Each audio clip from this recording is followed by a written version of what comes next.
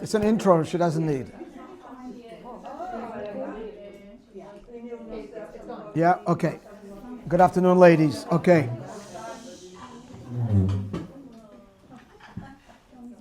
Okay, heads up where we're going. There's a lot of moving parts here, and for some of us, a lot of, if not everything, new information. So let's do our best. Here's an overview of what is to come.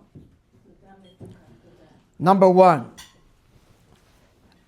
the subject matter is a detail in the Holy Temple. The Holy Temple in Jerusalem.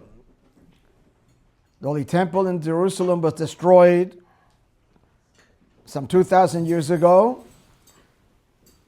on the ninth day of the Hebrew month of Av, which is coming up very soon. Right now we're in the saddest period of the Jewish calendar. It's called the 3 weeks. We are mourning. There are no celebrations during this time. We don't take haircuts and many other restrictions. As the mourning period progresses, the mourning becomes more intense, and it will culminate in a fast day, the saddest day of the year, Tisha B'Av, the 9th of Av, which is a day on which there occurred major calamities in Jewish history on this day throughout history of the last 2,000 years. It's a long list. We've gone through them. That's not for now. All the way to the Holocaust and even after. The 9th of Av. So this is a very sad period. But Jews did not resign themselves to resignation or sadness. The question always is, what do we do about it?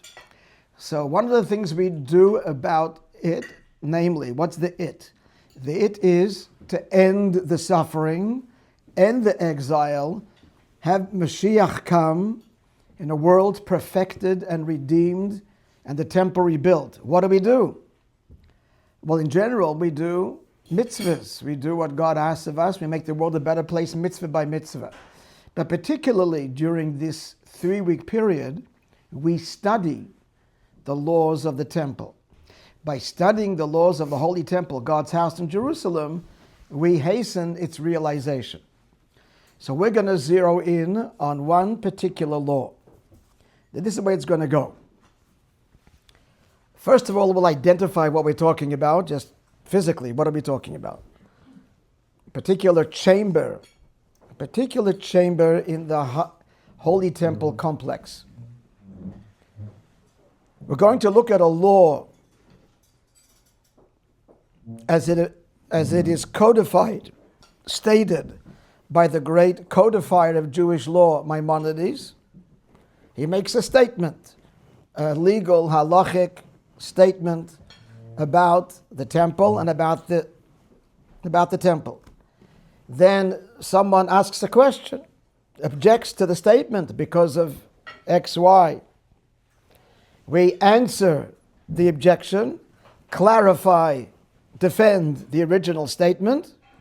This is all on a legal, practical level, and then delve into the spiritual meaning.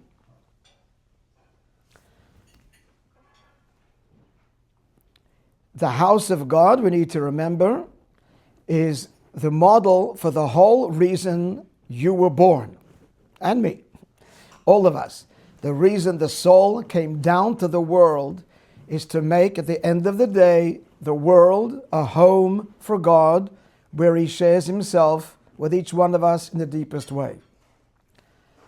Starting with our own physical homes, our own bodies, our own environment, and the whole world. So every detail in the temple is a prototype and a message and a lesson to some dimension or aspect in our relationship with God. We're not just learning about an ancient building that was and one day will be rebuilt. This is timeless and relevant to each one of us, as we will, God willing, see. Okay, so that's the overview. Yeah? All right, so let's begin then. I don't want to overwhelm you with too much information. I mean, I do have enough for all of you to look at this, but I think it'll just be confusing. So I'll hold it. Can you see something from where you are? All right, so let me guide you through it. This diagram. This is the temple complex. This is the Temple Mount. Here's the Wailing Wall. I think we just want some of these. I think we're okay for now. Can I give them the one there? They can see. It's probably better this way. It doesn't matter. You get a general. It's good enough. You just follow me. Here's the Wailing Wall right here. This is the same temple complex looking from the south. South, north, east, west. This is the original city of King David, built to the south. And here, right there, that's a temple complex set up atop the Temple Mount. This picture is more detailed, somewhat of an aerial view. What you need to know is this. So here, this is the Wailing Wall here, right there. Okay. So here's the temple. It's not to scale, mind you. The temple complex proper. This building here is this little square there, and this rectangle here. This is the heart of the temple complex. Before we get there, there's a women's courtyard, which is the largest area of the temple complex. As we progress from east to west. Women's courtyard, men's courtyard, the smallest area, the priestly courtyard that surrounds the temple building proper. The temple building houses 3 compartments, and it's right here. This is the temple building proper. 3 compartments, an entrance hall, the holy right there, and the Holy of Holies right there. The Holy of Holies was a chamber that was only entered into one day a year. The holiest day of the year, Yom Kippur, by the holiest Jew, the high priest. So the holiest person on the holiest day entered into the holiest place on earth. That's where God was manifest in a raw, unfiltered way. At the center of that chamber, the Holy of Holies, a rock protrudes, hence the name, the Dome of the Rock, which the Muslims gave this location, which we handed over to them. We've given them control and the keys. That's the story for another time. And this rock is very significant. It's symbolically the foundation stone of the whole world. In Hebrew, the Even Shesiyah. The temple in Jerusalem existed for 900 years. There was a break in between. It was destroyed by the Babylonians on the 9th of Av, rebuilt again, destroyed some 500 years later, again on the 9th of Av by the Romans, but all in the same location. During the first temple, in that Holy of Holies, on top of the rock, was situated the Holy Ark that housed the very 10 commandments that God gave the Jewish people. These 10 commandments and the Holy Ark are still there underground in a hidden secret chamber. The movie Raiders of the Lost Ark, which I did not see, is the quest, and I have no intention of seeing it, is the quest to find the Lost Ark. So I'll give you some context for you. Okay, so we are going to look at a particular chamber. It's located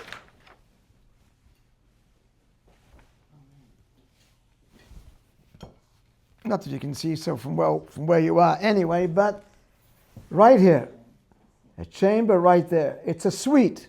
A suite. That's the floor plan. If you're looking at the temple, it's in there, just around there.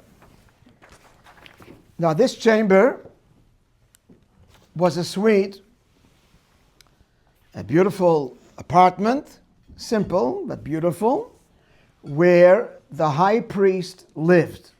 He had a house in Jerusalem. Had to be married, mind you, and hopefully was blessed with children. But he spent most of his day, not at night, but most of the day in the temple, together with his fellow co-priests, Kohanim, who functioned as representatives of all of us doing the daily rituals in the temple. Just going to add in parenthesis, a lot of what Jews have been doing for 2,000 years every single day in terms of religious practice is all based on what happened daily in the temple. We're all mirroring it in some way in our own lives and homes. So this chamber, as we will see presently, is the subject matter of our discussion this morning. Let's begin our journey. This paper I'm going to distribute. It's a series of texts. I'll let you read the whole thing for a few minutes so you'll satisfy your curiosity. But then as we study it, you must stay with me as I read it, because if you don't listen to me and you're reading ahead, what happens? Nothing. That's the problem. You won't understand what you're reading, and you won't have heard what I said, and that would be a pity, because we all came here to learn. So here's the paper. Take one, pass them around, have a look at it, and after a few minutes we'll begin our journey of analysis.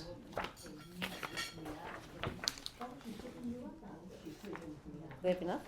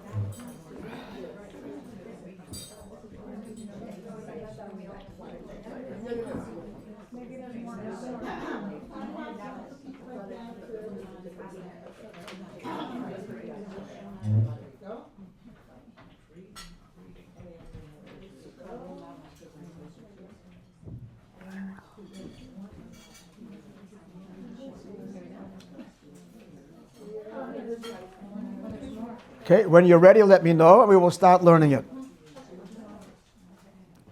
I'm just letting you read it because you'll be too tempted to while I'm talking, so get it out of the way. You don't have to read it now. You're gaining nothing by reading it.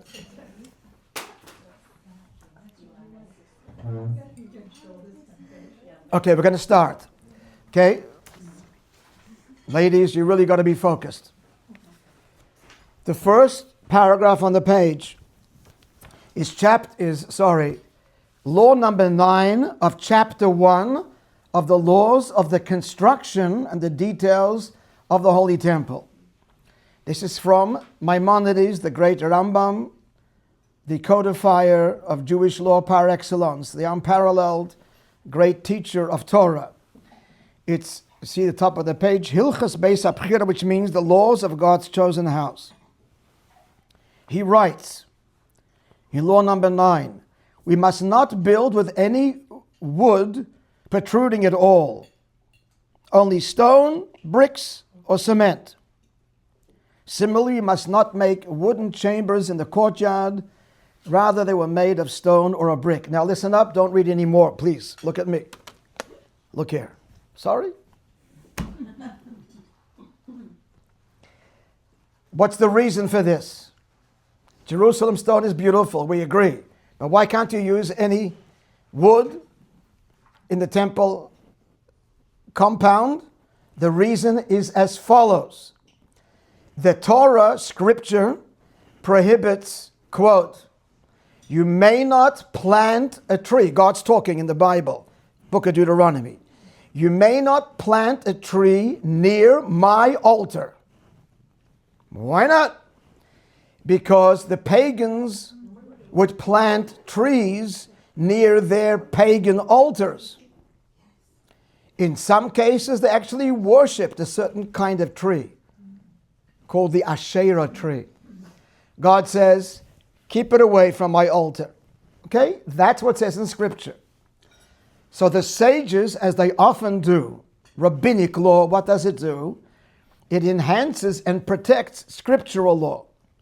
Scriptural law is you can't plant a tree near the altar, not to get even close, the sages said, no wood anywhere. It's a protection, it's a fence around the Torah, right? We're going a few extra steps to make sure we don't even get close to the actual scriptural prohibition. There are thousands of examples of that in daily Jewish life, particularly on Shabbos. Just for example, to illustrate, the Torah says you may not create a fire on Shabbos. The sages said you may not touch matches, because if you touch it, you can forget and light it. So it's a protection. Same here. The Torah says don't plant a tree near the altar. We won't have wood anywhere. Clear? That's the reason. However, so far so good. Pretty simple. Yeah? Don't read yet. I will tell you what we're going to read inside in a moment. One of the colleagues, contemporaries of Maimonides, his name was Rabbi Avram ben David, known as the Ravid, a great scholar, as scholars tend to do, argues with the Rambam. And he says, you're saying you can't use wood anywhere, but there was wood. And he cites two cases where there was. One of them is the wooden balconies that were constructed every year on Sukkot for the women. Let me explain what he's talking about. Without going into lots of detail, but Sukkot is a very happy holiday. And there was a huge celebration for 7 nights in the Holy Temple. People converged from all over the country. All night, these celebrations took place. The whole Jerusalem was lit up. Simchat Bet HaShe'eva, it's called, the joy of the house of the drawing of the water. I'm not going to go into detail, it's not relevant. It was a big simcha. This is what I'm going to tell you now, parenthetically, is the origin of the mechitza separating men and women. Initially, they were all together, men and women. There's no one the Torah says you should divide men and women. It's nowhere in Scripture. The sages enacted it because they saw one Sukkot after the other, the holiday, the mingling led to undesirable results. Hence, when there's festivity and people are loose, much healthier to be separate. As anybody that experiences this knows, you won't be ogled. How's that for starters? Okay. So they made balconies. That's the origin of the balcony in the synagogue. Wooden balconies, the women on top, the men below, everybody had a good time.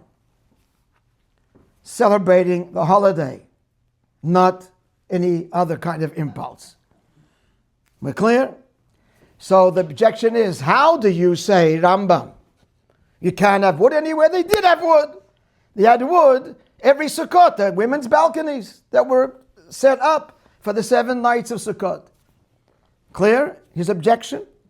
Next objection, which is our topic today, the high priest's suite was called the wooden chamber because it was lined with wood. It wasn't made with stone. So he argues with Maimonides and says, when the sages enacted not to use wood, because that's Talmudic, neither can argue with that source, they were referring to the area close to the altar. They were referring, that prohibition, that restriction only applies here, in this area, but not the women's balcony, and not here where the high priest's chamber was. So he argues and says there was never a prohibition about using wood in the whole complex. The sages only enacted it in the area near the altar, as Scripture says, don't plant a tree near my altar. That's where they said we won't use any wood. Anywhere else, it's okay. That's his opinion. But the Rambam, we have to defend the Rambam, Maimonides. He asks a good question. his colleague. He brings two proofs that seem to refute the Rambam's contention or statement, you can't use wood anywhere. They did. The answer is, the wood for the women's balcony was temporary. That's okay. He meant permanently, but not temporarily. So that resolves that question. That refutes that question. As for the high priest's chamber, yes, it was made of wood, but it was coated with cement or mortar. Exposed wood is the problem, not wood altogether. So that's how we are defending Maimonides. And if you look at his language, if you look at read it again, what does he say? We may not build with any wood. What's the key word there? Protruding. But if it's not protruding, it can be in the structure itself. And the next source proves that from King Solomon's temple. He used wood, but it was covered, sunken into the ground, and that's permissible.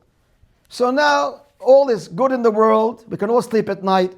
We have the question, the objection which the Ravid had to the Rambam's ruling has been resolved. We're clear? So we're ending part one of our discussion. In summary, Maimonides ruled a blanket statement, no wood anywhere. Ravid objects, yes there was. Women's balcony, high priest suite. Answer to the objection, that's balconies, temporary, no problem. The suite was not protruding, it was covered, also no problem. So that's it. So they remain arguing because the Ravid maintains that the whole prohibition only applied to the area around the temple. And Maimonides says it applies everywhere, but these are exceptions because either it's temporary or it's covered. We're clear? Yeah. Speak up. I hope I can hear you. Who is defending the Rambam? Is it later sages or is it someone? Later scholars. So it's not him himself? No. It's not one particular? The Ravid actually lived after him. Okay. The Rambam didn't actually hear the objection in his lifetime. He lived a generation later, but the same genre, a generation later, and it's later scholars that defend. Yeah. That's a whole area of scholarship which has yielded a library of books answering all the questions of the Ravid on the Rambam throughout the 14 books of the Rambam. To learn that, you've got to be a formidable scholar. You've got to be genius and know lots and lots of Talmud. It's like high-end scholarship. We picked a simple subject, but you're all formidable scholars, so we're good. All right, now we're going to get into the depth a little bit.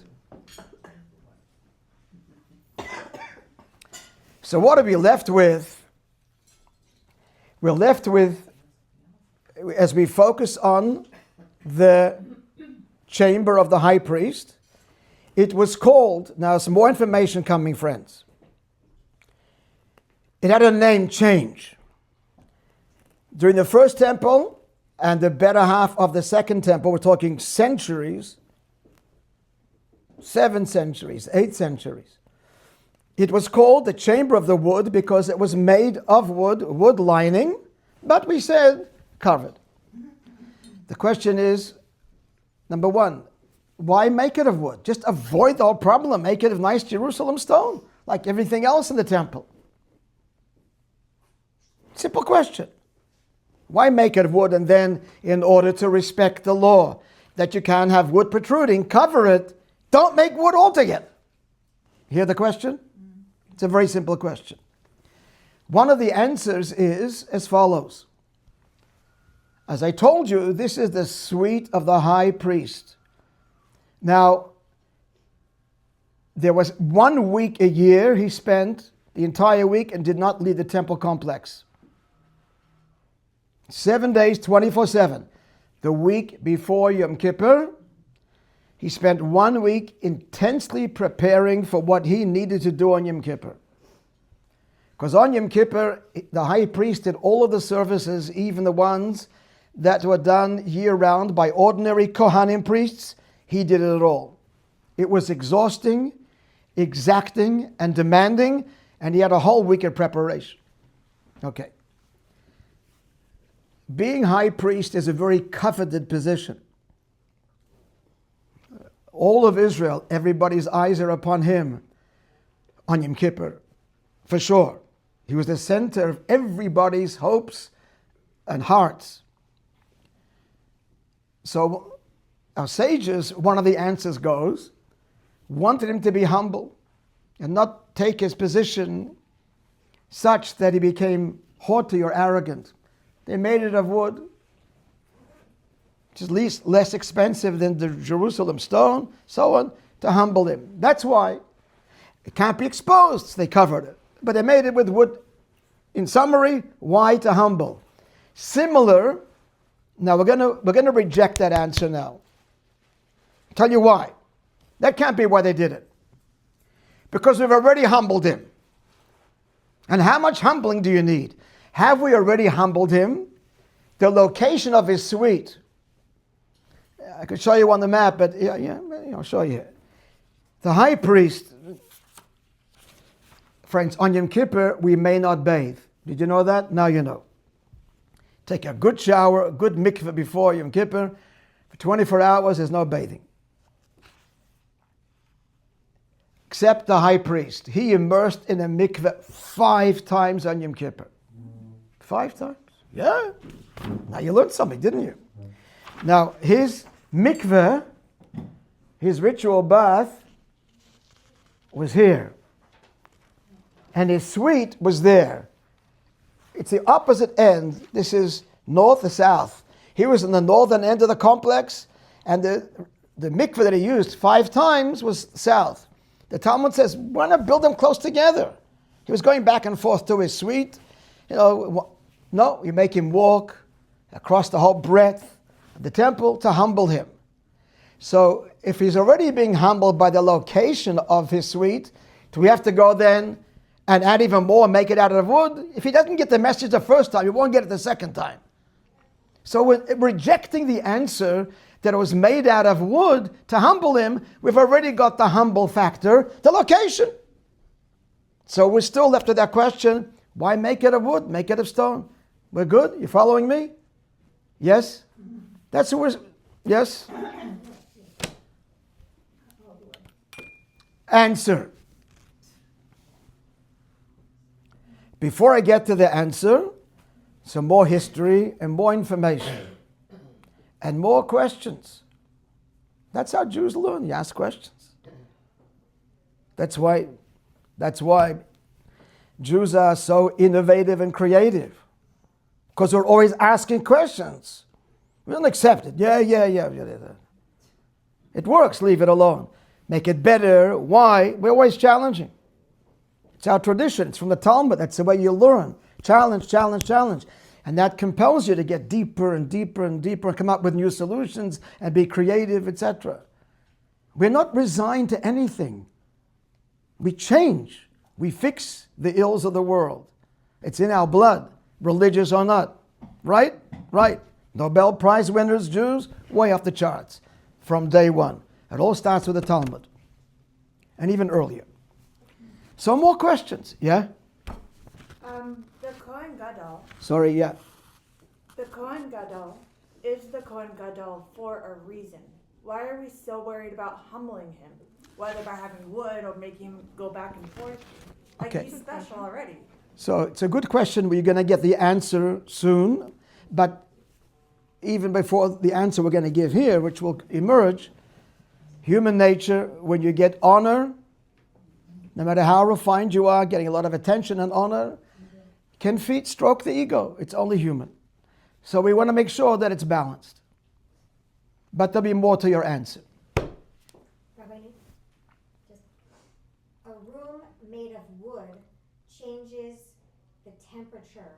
In a stone building, especially... Should reduce? It would make the room less comfortable. In Israel, in this time of year, like at the end of September, it's very hot. And a stone cools off the room. So you're making the question stronger. Why are we doing this? Give the guy a break. It's Yom Kippur. He's fasting. It's Yeah. going to make the So you're adding another compelling reason there shouldn't be wood. Good. So why wood? So before we get to why wood, the end of our discussion, again, some more history and a question. I told you that this chamber, initially for 700 years, that's a pretty long time, it was called the Chamber of the Wood because it was made of wood and, according to Maimonides, covered, but made primarily of wood. But then, towards the end of the Second Temple, before it was destroyed by the Romans, the sages changed the name.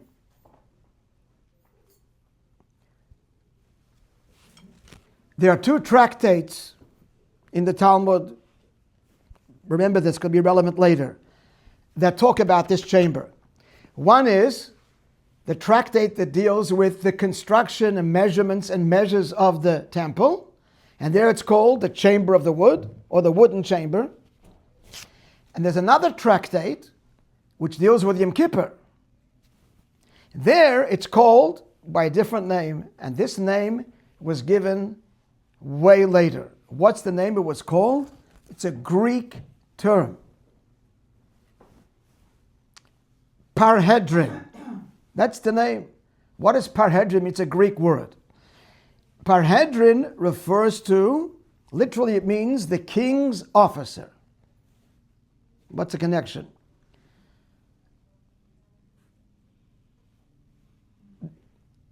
The king's officer, I'm talking the Greek, Roman kings. The Romans also use this term.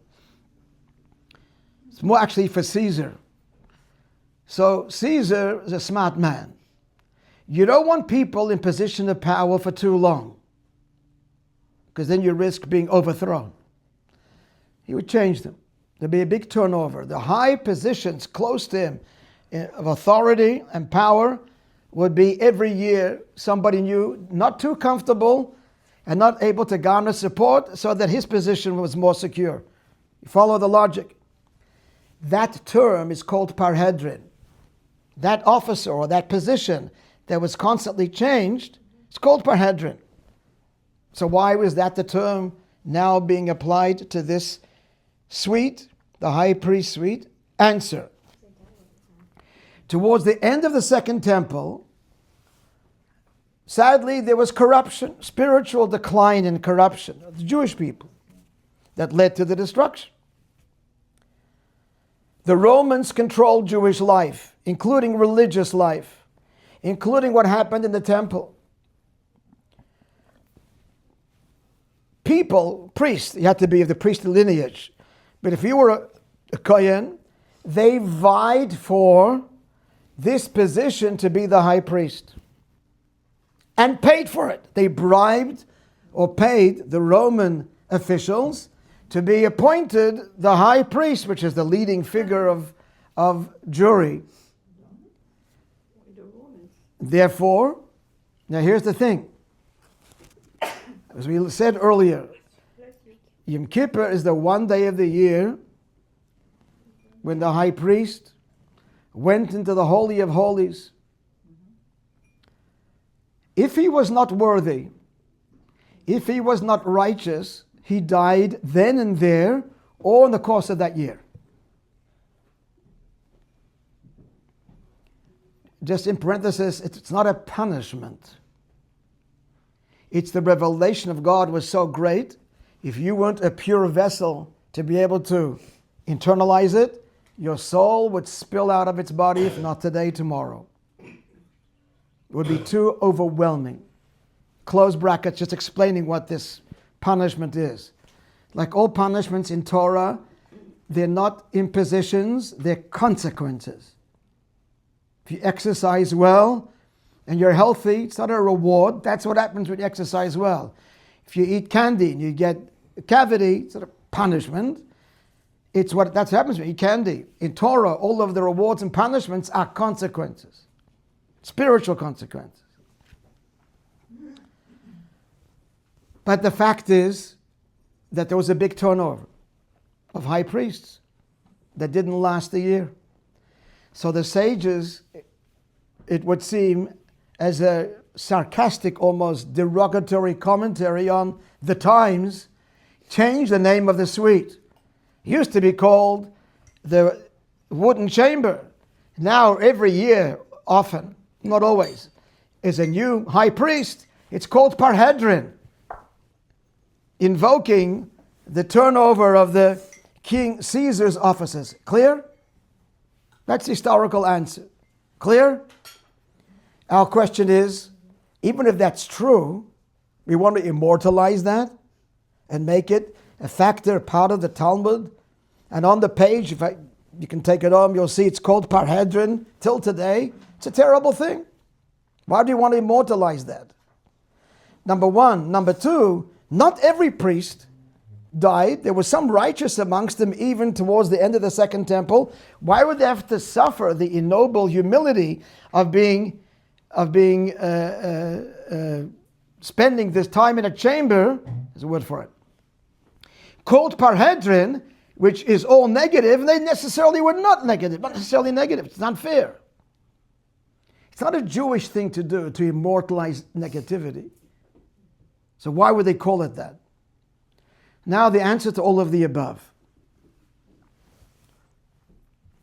We're going to answer now why they made it out of wood and covered it, make it out of stone. It's cooler. It's uniform. You don't have to rely on this leniency. It's okay because it's covered. Don't make it out of wood and finished. The answer is no, it's got to be out of a tree. A tree. Because the tree is the symbol of a long life. As some of you may know, the oldest living entity in existence, that's living, it's alive, is the tree. Where are the oldest trees in the world? Everybody knows. Redwood forest. In California, the redwood forest.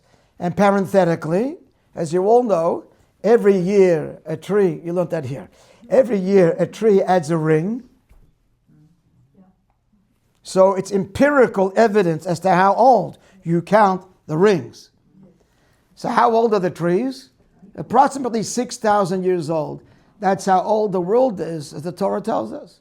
It's the only empirical evidence of the age of the world, of the universe, is the tree.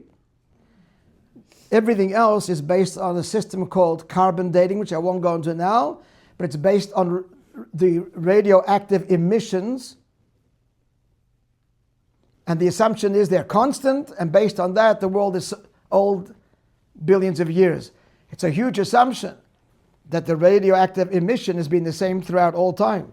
But if at the beginning it was very explosive, the whole carbon dating is completely thrown off. It's a theory. The age of the world, and science is changing it every few years, it's actually getting younger than they originally believed. But it's all theory that cannot be proven. The only empirical evidence, assumptions, is this living entity, the tree, and it's 6,000 years old, just like the Torah says. How do you like that? Good.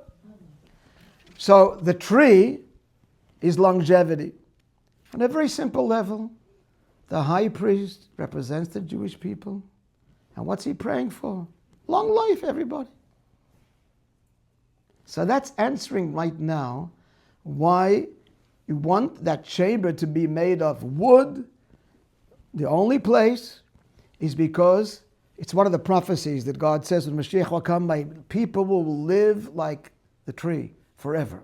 It's a prophecy in the book of Isaiah. It's on the page that you have. Look at it soon, not yet. So that's why it's appropriate. Very sorry. It's appropriate that his chamber be made of tree and wood, because it's all about longevity, Am Yisrael Chai, long life and good health. So far, so good. So that's the case. So why are we covering it? Okay, you got to cover it because the sages didn't want to have any tree protruding, but make this the exception. They enacted the law. They could have said, no Maimonides, no protruding exposed wood, except for the high priest, because it's appropriate. A beautiful wooden chamber, because it's all about long life. You hear my question? So circling back now and answering everything. Another law. Sorry, another question. It'll all come together like a jigsaw puzzle in a moment. In Judaism, there's no wasting. You do not waste. Not food, not anything. It's God's world. Everything has a purpose and should be used purposefully. So when your mother told you not to waste food, she was right. We don't, not just food, anything. It's used till it's no longer usable for that, then use it for something else. Everything has a purpose. Mindfulness, meaningfulness. Hence the question. The law is the simple white garments that the high priest wore on Yom Kippur when he went into the Holy of Holies, he may not use them the next year. After Yom Kippur, put away, that's it. Why? He wore them for a few hours at most. Why shouldn't they be used the next year? Now we're getting to the spiritual depth a little bit in the remaining minutes that we have. Because there are spiritual garments that we all have, that when it comes Yom Kippur, we should divest ourselves of and assume new ones. Because Yom Kippur is about radical change. What are the garments I'm talking about? The garments I'm talking about are thought, speech, and action. They're garments to the soul. Why they're called garments? Just like a garment is extraneous to the body itself. A. B.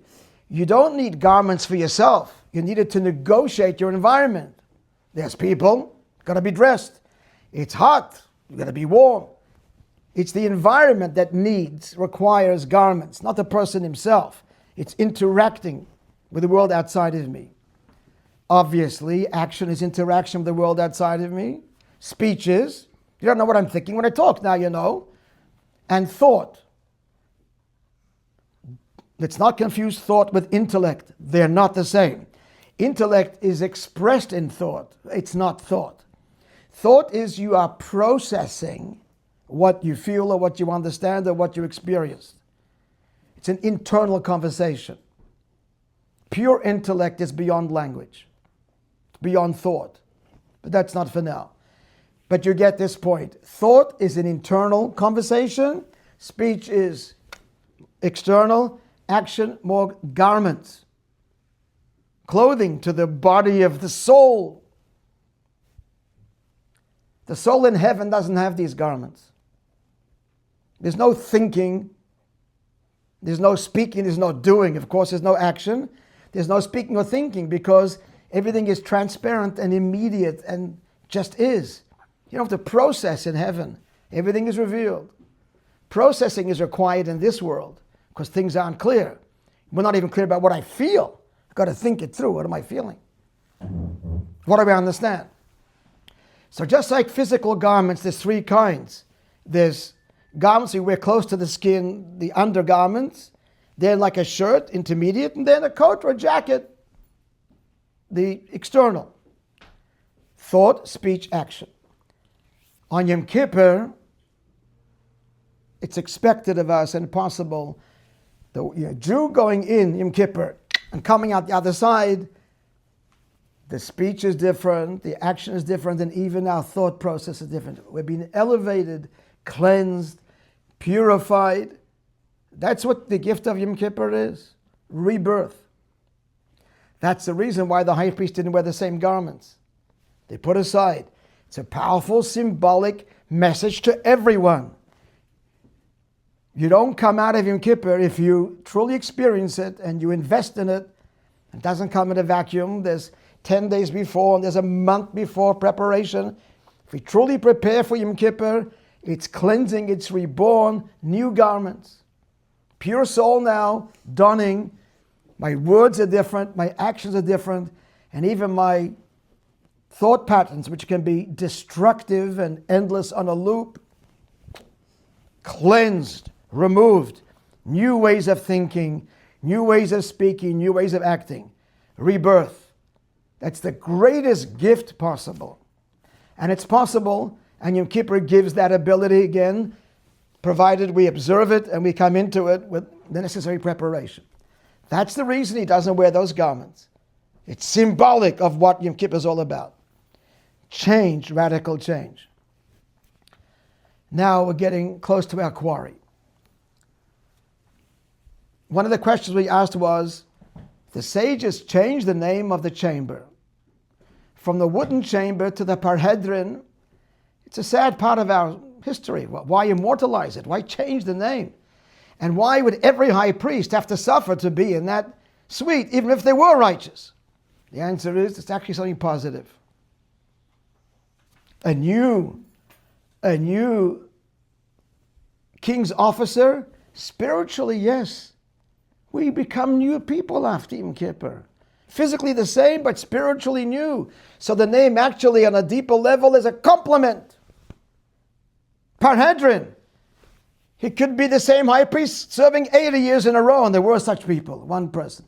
80 years he was high priest every year, righteous man. Yochanan, the high priest. But spiritually he wasn't the same person every year. So that name Parhedrin actually is virtuous. You follow? So now tying it all together, we want to have the chamber made of wood because that's longevity. But longevity, it's covered. Longevity represents one day, another day. It's not radical. It's one moment after the other. Let me explain. What am I talking about? There's that tzaddik, the rare people. It's a general term. They're born into righteousness and they stay the course. They never veer off too far. They're observant through life. Life is beautiful. Then there is the one who transgressed to whatever degree. It might have been because they didn't know better, or they did know. And then does teshuvah, repents, a Baal Teshuvah. The one who sinned and comes back. So that the tzaddik, the one who sins and returns to God. The tzaddik, the symbol is the tree. Every year it adds a ring, it grows. Predictable, steady, beautiful growth. The sinner who does teshuvah, who repents, who returns, it's radical. Yesterday you did this, and today, that's it, no longer. It's a new life, or it's some aspect of your life that's radically changed. Yom Kippur is about radical change. It's not just about improving on the old, it's about radical change. So, hence, yes, it's made of wood. That's the tzaddik, the righteous, progresses, but it's covered. Because this isn't about a gradual progression. It's about radical change. And therefore we want to cover the wood, to focus on the virtue of the sinner who returns, who really changes his garments. The righteous is not radically changing his garments. He spoke nicely before, a little nicer. There's no real, you don't see the change. But where do you see the change? The person who spoke, whose words were ugly. And now after Yom Kippur, no longer. Just not going to talk like this to my spouse anymore, or anybody for that matter. So it's in the penitent that the real gift of Yom Kippur comes to the fore, the real radical change. So we want to cover the wood, which is predictable progression, and focus on the radical. And it's called Parhedrin. There's a new changeover. Yes, it's not the same person. Conclusion is this. As you heard me say earlier, it was called for centuries the chamber of the wood,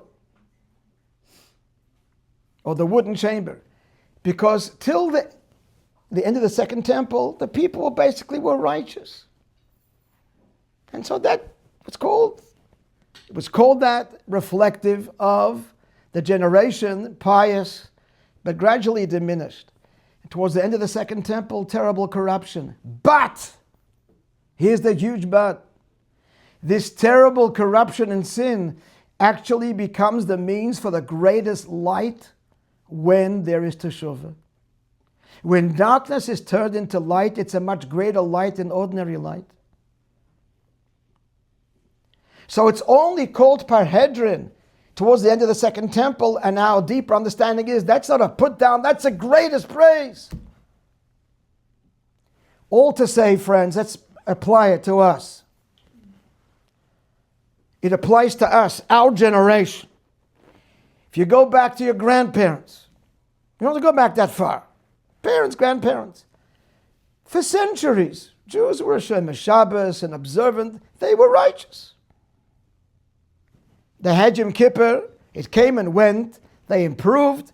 Nothing radical, because there was nothing terribly wrong before. It was all good. They were like the first temple period. For millennia, for 2,000 years. And the only reason you and I are sitting here is because your grandparents kept Shabbos. Or your great-grandparents at least. If they didn't, if they were not observant of Torah, it disappeared, assimilated.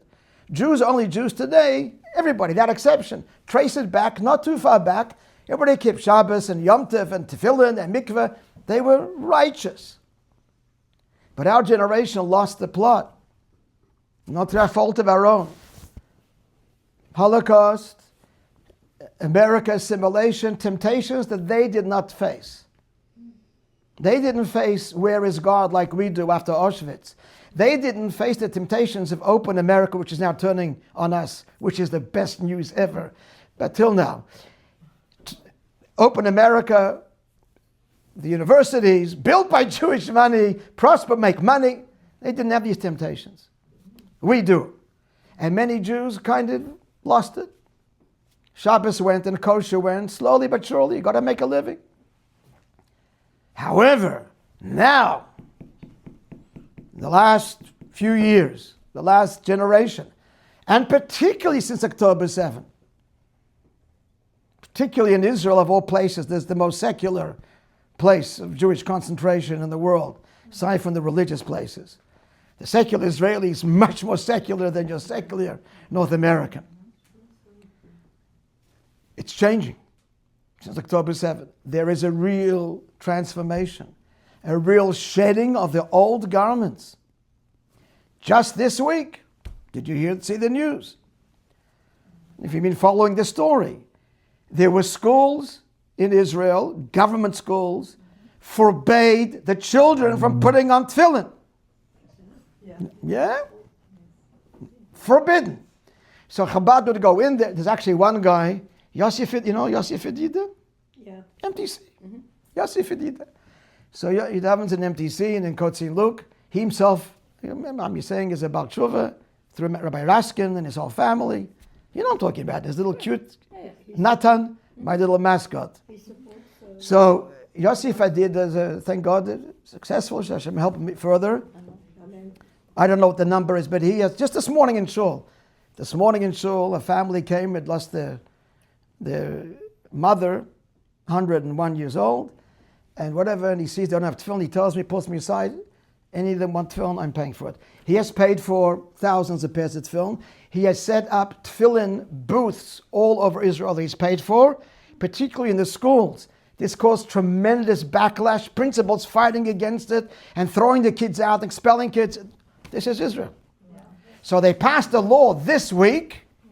This week, the Israeli government passed a law that a child that wants to put on tefillin can do so in the public school, and they have to be allowed a place to put on tefillin, etc. This is huge. Huge. Huh? This is changing the garments. This is parhedron in the most virtuous sense. A radical turnaround where the government is protecting and encouraging, and a child in this place or during recess can put on tefillin on school property. Imagine such a thing. Shocking, but it's wonderful because it was not possible and now it is. I'm saying we are the generation of the parhedron. We're the generation of real transformation. And that's the greatest light and the greatest joy that we bring to God in heaven, God here on earth. Our generation. So all of the questions we asked have all been resolved. In summary now, that chamber is the high priest chamber of Yom Kippur. It's wood in the background, yes, longevity, yes, it's a nod to the righteous who continue to grow and progress step by step, but it's covered because the real gift of Yom Kippur is radical, not progression. It's a decision. That's it. Enough. We're putting on film. I'm keeping Shabbos. I'm starting. Not everything at once, but whatever it is. The kid, whatever. One thing, 60, 70 years I didn't. Now I'm going to do it. That's incredible transformative. That's incredible light. And that's the parhedron. That's the name, the turnover. Physically the same person, but spiritually not. I've let go.